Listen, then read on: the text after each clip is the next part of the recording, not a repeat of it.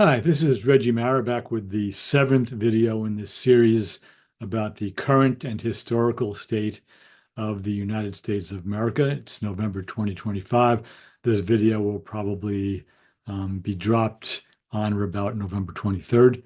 And I'd like to follow up, give a part two to what I did in video number 6 about cultural givens and expand this idea of cultural givens beyond my own examples and consider cultural givens in the light of things like slavery, race, gender, suffrage, and more generally the binaries of the white heterosexual male supremacy myth that has informed this nation. So, what did the culture give to a Native American child whose ancestors' land was stolen from them, and perhaps a child who himself or herself was taken from family and delivered to a Christian boarding school in order to be assimilated into the United States of America? That's one version of cultural givens. Um, what was it like to be the child of any parent who could not vote in the 1700s, the 1800s, and even major swaths of the 1900s? Okay, what did the culture give that child? Um, More specifically, what did the culture give to young girls and women from the 1700s through 1920, when women were finally given the right to vote?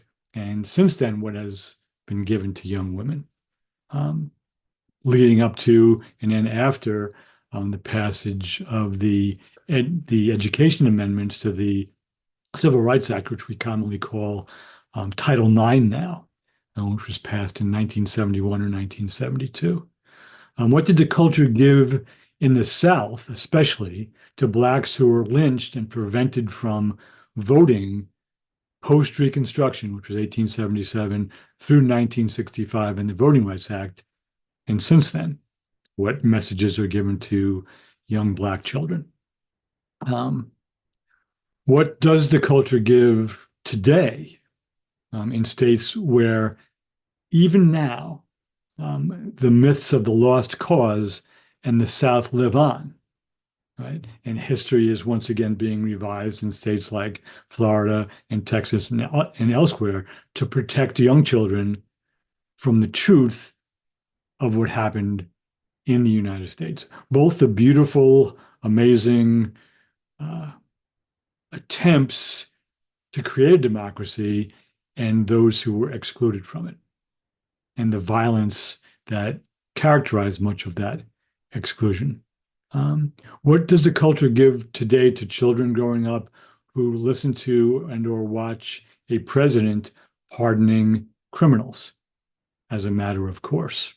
And yes, every president has the power to pardon some people, and most presidents do that in the last few weeks of their presidential term. Okay. Um, what does the culture today give to young children, all right, who see armed, masked men dressed as though they're in the military, um, accosting people, many of whom are American citizens, who look like they're Muslim or Latino, but especially Latino, because the Supreme Court says it's okay to do that in 2025. Um, what does the culture give to anyone today who does not identify as heterosexual and binary? And I'm saying it that way because it's a much easier way to say it, other than heterosexual and binary, than it is to try to honor the language of each and every individual who does not so identify. And finally, just the last example, what does the culture give to children whose parents have to teach them how to interact with law enforcement if they're ever stopped by law enforcement? Specifically in this country, we're speaking about Black Americans. So this idea of cultural givens is not just a passing fancy, but it's a very real experience for all of us. Some of them are kind of goofy, Santa Claus and the Easter Bunny. Some of them are dead serious.